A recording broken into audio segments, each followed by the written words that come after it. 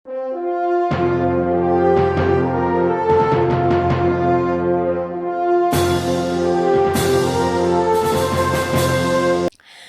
selamat pagi jemaat yang terkasih di dalam Kristus. Semoga jemaat kiranya dalam keadaan baik dan sehat.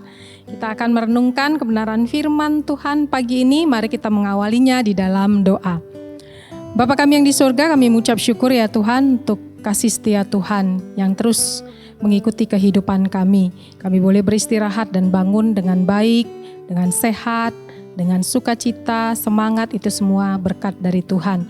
Pagi ini Tuhan kami akan merenungkan kebenaran firman Tuhan. Berikan kami hati yang mau tunduk, hati yang mau terus dibentuk oleh Tuhan, semakin hari semakin serupa dengan Yesus. Inilah doa kami, harapan kami di dalam nama Tuhan Yesus. Kami berdoa, kami mengucap syukur. Amin. Ya, jemaat yang terkasih di dalam Kristus, pagi ini saya memberikan tema yang berjudul Pemerintah adalah Hamba Allah. Sekali lagi, pemerintah adalah hamba Allah. Nah, jemaat yang terkasih, pada hari Kamis tanggal 15 Oktober yang baru lalu, saya itu melihat berita tentang demonstrasi yang dilakukan oleh masyarakat di daerah Jakarta. Nah, ternyata saat demonstrasi itu berlangsung, ada sebuah mobil ambulans yang saat akan diperiksa oleh aparat, ambulans ini langsung kabur. Dan selanjutnya setelah proses pengejaran, akhirnya terdapat 4 orang yang ada di dalam ambulans itu berhasil ditangkap. Nah, kemudian pemerintah menyatakan dengan resmi bahwasanya berdasarkan informasi yang diterima dari pihak intelijen, maka pemerintah mengakui bahwasanya pemerintah sudah mengetahui dalang di balik demonstrasi besar-besaran yang menolak adanya undang-undang Omnibus Law yang digelar oleh pemerintah. Nah, pemerintah juga menyatakan bahwasannya pemerintah juga sudah mengetahui siapa sponsor di balik demo tersebut dan tokoh-tokohnya siapa saja. Pemerintah menegaskan bahwasannya pihaknya akan menindak tegas orang-orang yang terlibat dalam aksi demonstrasi itu secara hukum. Jemaat yang terkasih, kita melihat kebenaran firman Tuhan di dalam Roma pasal 13 ayat 3 sampai yang kelima berkata demikian. Sebab jika seorang berbuat baik, ia tidak usah takut kepada pemerintah, hanya jika ia berbuat jahat. Maukah kamu hidup tanpa takut terhadap pemerintah? Perbuatlah apa yang baik dan kamu akan beroleh pujian daripadanya. Karena pemerintah adalah hamba Allah untuk kebaikanmu. Tetapi jika engkau berbuat jahat, takutlah akan dia. Karena tidak percuma pemerintah menyandang pedang. Pemerintah adalah hamba Allah untuk membalaskan murka Allah atas mereka yang berbuat jahat. Sebab itu perlu kita menaklukkan diri bukan saja oleh karena kemurkaan Allah, tetapi juga oleh karena suara hati kita. Demikian firman Tuhan yang tertulis di dalam Roma 13 ayat 3 sampai yang kelima. Nah, jemaat yang terkasih, di tengah kondisi wabah COVID-19 ini, negara-negara di dunia itu mengalami keterpurukan ekonomi, terkhusus Indonesia. Indonesia sejak wabah COVID melanda negara kita ini, terdapat data bahwasanya 30 juta jiwa orang saat ini sedang menganggur dan membutuhkan pekerjaan. Nah, tapi ternyata di tengah kesulitan ekonomi ini, banyak orang yang memanfaatkan berbagai cara yang melanggar hukum sehingga mereka akhirnya akan ditindak tegas oleh pemerintah. Banyak orang yang tidak mengetahui apa yang mereka perbuat itu melanggar hukum negara kita atau tidak. Bahkan kalau kita melihat, ada informasi yang saya terima bahwasanya sekalipun di tengah wabah COVID-19 ini, penyakit kejahatan seksual itu semakin meningkat. Nah, sungguh ini merupakan satu hal yang memalukan.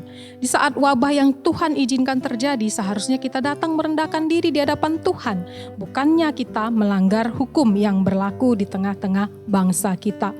Nah, firman Tuhan berkata di dalam 1 Petrus 4 ayat yang ke-15 demikian. Janganlah ada di antara kamu yang harus menderita sebagai pembunuh atau pencuri atau penjahat atau pengacau.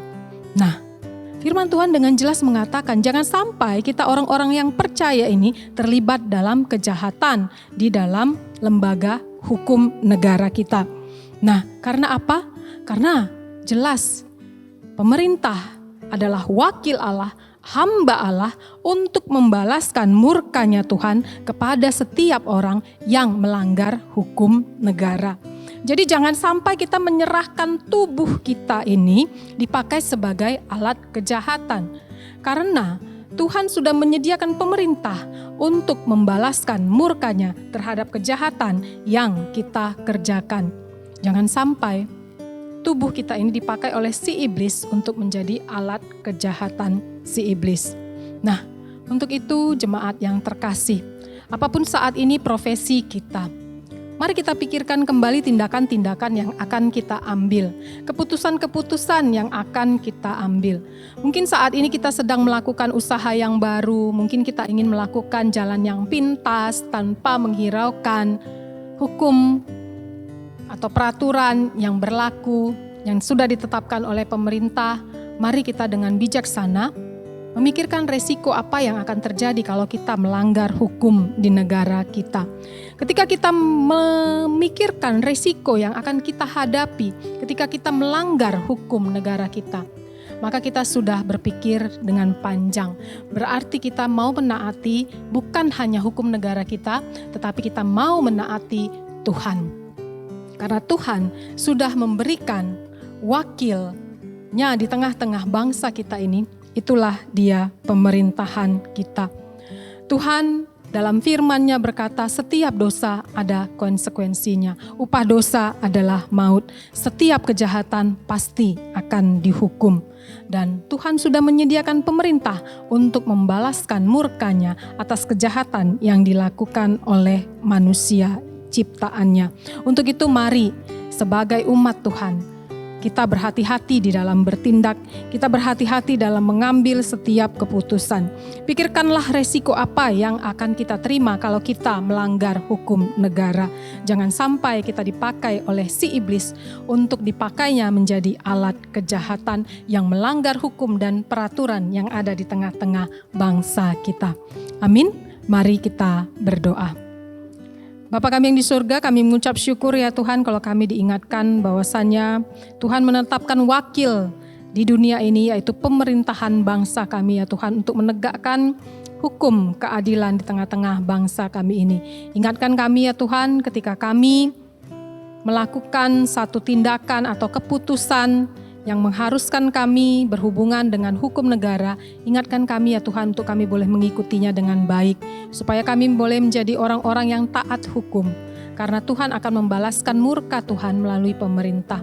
Ketika kami boleh baik, boleh taat ya Tuhan mengikuti hukum yang berlaku di tengah-tengah bangsa kami ini, maka Tuhan akan senang melihat kami, karena itu adalah wujud hormat kami juga kepada Tuhan. Untuk itu Tuhan berkati setiap jemaat Tuhan, apapun aktivitas yang akan mereka kerjakan, keputusan-keputusan yang akan mereka ambil tengah-tengah wabah COVID ini Tuhan. Sertai mereka dengan hikmat bijaksana supaya mereka boleh memikirkan dengan sungguh-sungguh apa yang mereka kerjakan haruslah mengikuti hukum yang berlaku di tengah-tengah bangsa dan negara kami. Terima kasih ya Tuhan untuk pemerintahan bangsa kami. Biarlah hikmat bijaksana Tuhan berikan kepada setiap mereka untuk mensejahterakan bangsa kami dimanapun kami berada. Terima kasih ya Bapa, jemaat Tuhan hari ini pimpin dan sertailah aktivitas kami semuanya. Berkati ya Tuhan supaya kami boleh menjadi orang-orang yang taat kepada hukum yang berlaku di tengah bangsa kami. Dalam nama Tuhan Yesus kami berdoa, kami mengucap syukur. Amin. Selamat pagi, selamat beraktivitas. Tuhan Yesus memberkati.